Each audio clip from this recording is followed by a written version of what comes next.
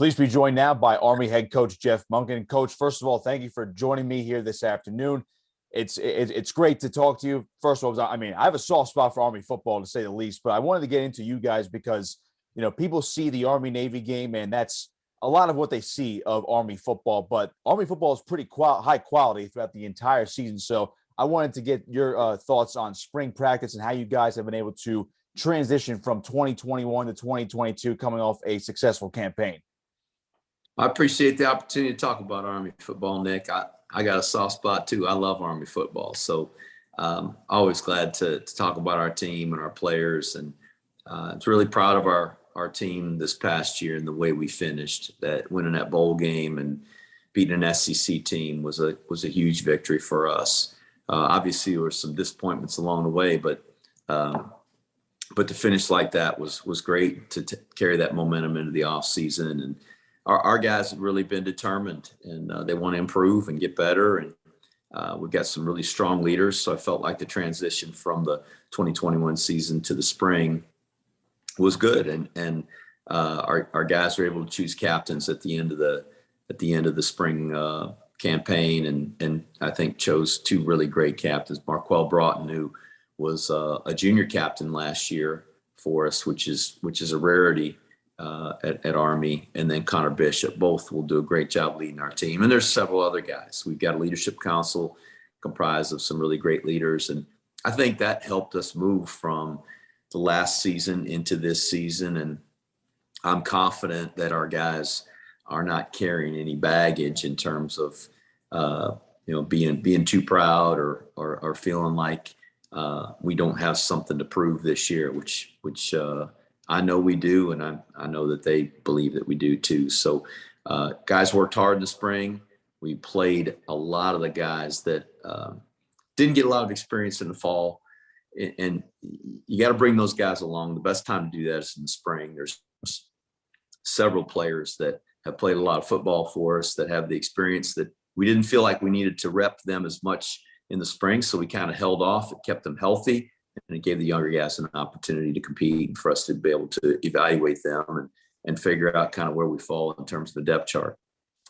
So it's interesting you actually mentioned that there is something to prove in 2022. What are those things that you need to prove this coming season compared to last year?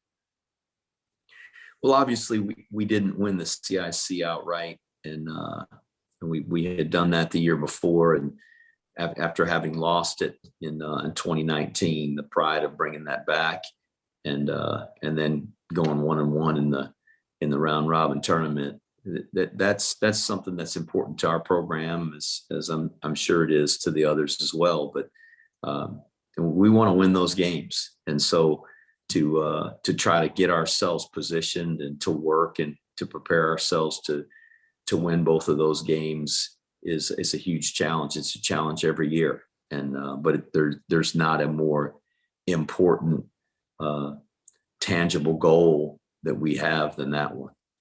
One of the guys who is probably really looking forward to that. Everyone, of course, is looking forward to the Navy game and, of course, the game against Air Force later in the year as well. But one guy I wanted to point out was linebacker Andre Carter. And this guy is getting more buzz than I think a lot of guys that have played for service academies in recent years. This guy is getting first-round NFL draft buzz going into 2023. And what do you make of his play throughout your program over the last couple of years and his outlook going into 2022 and then possibly through that draft process?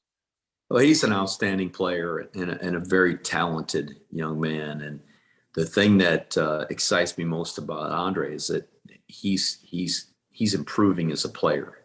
He's still getting better, and I think that he's got the potential to play even better and be more effective this fall than he was last year. Now, I don't know that will mean his production in terms of tackles for loss or sacks is going to be better than it was last year. He led the nation in sacks per game last year. That's going to be hard to beat, but he's an extremely talented guy, very humble, and that's what I appreciate, and I think we all appreciate most about him, is that he strives every day to try to get better, and he, as much as anybody, wants to win those games and win the CIC trophy outright again.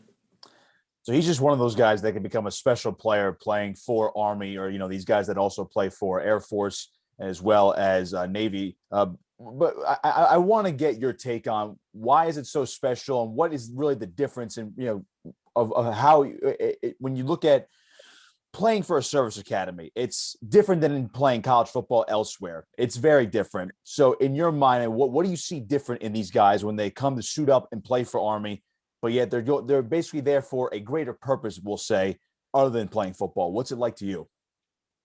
I think our guys discover that purpose when they're here. I don't know that necessarily all of them come here with really a great idea of what it means to serve and what it means to be in a leadership role in the Army and the armed services. And that's a great thing about this program and this institution and being a part of the development of these guys is so many of them come because the academics are incredible. We're one of the top academic institutions in the country and respected around the world as the best leadership school on the face of the planet. And we play big time football. We play at a really high level, and they get a chance to play multiple Power 5 games while they're here. And that's unique to Army. And so I think the guys see that, and that's appealing. With that comes an obligation to serve for 5 years. And I think what happens is it changes from an obligation to an opportunity. And our guys really get excited about the opportunity to serve. And that happens as they go through this process. And that's exciting. It's exciting to see that because 100% of them have the opportunity to leave if they don't want to stay and fulfill their military service, but they choose to stay. And that's what's really unique is they're young men that come here from all different backgrounds, from all around the country, different goals, different ideas about maybe what they want to accomplish, and they have this common experience, and it ends up being a common goal, and that's to serve our country as Army officers. Coach, I wanted to get your take on what the recruiting process is like. You just mentioned what it's like to fulfill that obligation and to go into the service when it comes to serving the military, whether it be Army, Navy, or the Air Force.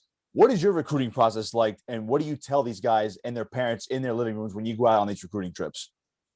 I know that our recruiting process is so much different from a traditional college. We're looking for a guy that we feel like has the athletic ability to contribute to our football team and help us compete at a really high level. They have to have the academic regimen, the background, the credentials, I guess, to be able to compete at one of the most challenging academic institutions in the world. So we're seeking someone with great academics.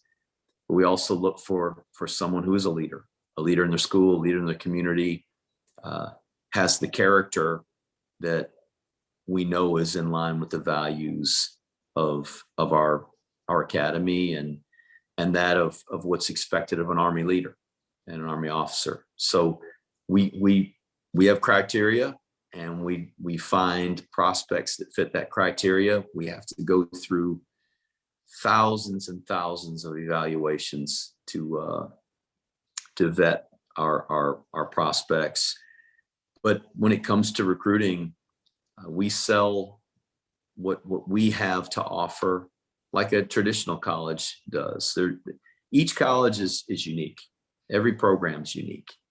And we're very unique from most schools and most programs because of the military service piece and the fact that we are a military college, and there are professional standards that our students and our players have to operate under some standards that are different than a traditional college. What they wear, how they groom themselves, the cleanliness of the rooms, those kinds of things that are uncommon at a traditional college. But we use that as a selling point to maybe just I guess, get our prospects to understand, their parents to understand that coming on this journey with us, going through this experience, does give them a uniqueness from other college graduates. And so obviously selling this incredible institution, the opportunity to lead and to serve, to be in a leadership position, the alumni that we have that have graduated from West Point, it's a who's who of leadership in every industry, but also to play football at this level.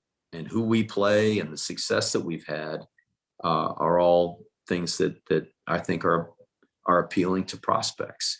And then the military piece, the fact that it's a military school, and the service piece that comes after it are all things that we have to explain in a lot more detail. But there are so many families and there are so many young men out there that we encounter that are excited about it and open to it. And really they don't see that as a burden. I think they see it as an opportunity. And we got 150 of those guys on our team right now. So we're glad to have them.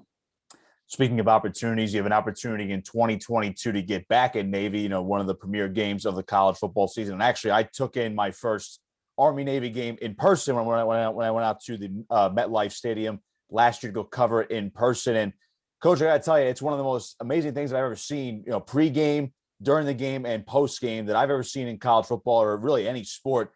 And now there are new sites now for this Army-Navy game moving forward. You're going to bounce between Philly. Obviously, there's going to be games in Baltimore, FedEx Field down in D.C. as well, up in Foxborough near the Boston area. I mean, what do you make of this now with the game that's traditionally in Philly, the New Jersey area? We've seen it in Maryland as well. What do you make of it now going up and down the East Coast over the next couple of years?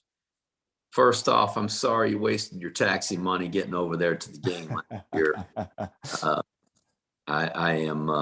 I'm sorry you didn't get a chance to see an Army win there, but we'll try to do our best down in Philly this year. And I think it's great that the game is moving around and for our players, for our Corps of Cadets, the fans, we're able to bring the game to other cities. It's America's game. It's two teams that it's just a fierce rivalry. And but I think it embodies the passion and the competitiveness that we all feel as Americans, and the pride that we have in being citizens of this great nation. And so that goes on display once a year in that game. It's an incredible game, and I've been a part of I guess 14 of those games. This will be my 15th this year, and every one of them is special, and it is a great experience and a unique contest and competition. And so I'm glad you got to go to the game. I hope you can come again this year, and hopefully we'll find a way to win. I would absolutely love that. Of course. A couple more for you, Coach. I wanted to actually piggyback off what you just said, the emotion and the competitiveness of that Army-Navy game. And I'm sure you guys feel the same way when you play Air Force as well. I know Army-Navy is more of on a national stage, final week of the year, basically a game of its own throughout the entire season. But in that Army-Navy game, I love the tradition of you guys don't leave the field until everybody celebrates and sings the alma mater, and just everyone waits to get off the field. And it's a sign of unity. I mean, what was that like for you? I mean, you've been a part of wins and losses in this rivalry so far. What was that like last year, knowing that you have to watch Navy do it second, and you have to wait till they get off the field before you guys actually go back into the locker room, discuss what happened, and move on from there? I'm assuming this is a family show we're doing here. So really tell you my real emotion over that. It's agonizing, and it's difficult to be the competitor that doesn't get to sing second in that game. That's an understatement. Well, we'll just leave it at that. So, Coach, one more for you. You have a pretty good career record yourself at Army, 58 and 43 overall. You guys actually did reach the top 25 a couple of times under your watch, including number 22 just recently as 2020. Now, knowing that Army can be ranked in the top 25, and that just goes to show you that this team can do some special things during the college football season other than They're playing Navy. They're playing for a Commander-in-Chief trophy. They might go to a bowl game as well. How high can Army football go in 2022 and down the line, do you think, knowing that you guys have reached the top 25 before? Can you guys go beyond that? Oh, I don't get into those rankings a whole lot. It's not that's not a goal of ours. It's not what's important. What matters to me and what matters to our team is that we maximize who we are and who we can be. And if we'll play as well as we're capable of playing, then I think we give ourselves a chance every week to compete and to win. And if we do that, then all that other stuff comes with it. But I don't look at the rankings and try to think, where can we land and how, pick the games that we've got to win or ones we think we can win, and maybe we can sneak this one out and get into the top 25. I don't worry about that. I want our guys to play their best, and they don't have to have that pressure of getting in the top 25 and being in the top 25, finishing in the top 25. What we've got to do is try to play our best and win each week. And it's a challenge every week for us, I assure you. It is a challenge for us to win every single game we play. So we're going to try to get prepared for the first one. And that one will be tough enough, playing Coastal Carolina, and then get ready for the next one after that. And if we have a good enough season and the people that vote and make those decisions think we're good enough at the end of the season, then perhaps they'll vote us into the top 25, which would be a really nice recognition for our team. But our success and our own personal evaluation as a program and how good we think we are doesn't ride on where we're ranked. It's us feeling like we've maximized who we can be and taking advantage of every opportunity to win a football game. That's certainly a mentality I can appreciate for sure. Coach, I want to thank you once again for joining me today. It's a real honor to talk to you, and I'll be looking forward to seeing you guys in Philly, a little bit closer to where I am in South Jersey. So look forward to going over to the Link and seeing you guys take on Army later this calendar year, of course. I appreciate it, Nick, and we'll look forward to seeing you there, and I hope it's a great win for Army. Well, hopefully you guys are singing second, as you put it before. You said it. All right, my man, beat Navy. All right. Appreciate it, Coach. Head coach Jeff Monken of Army football.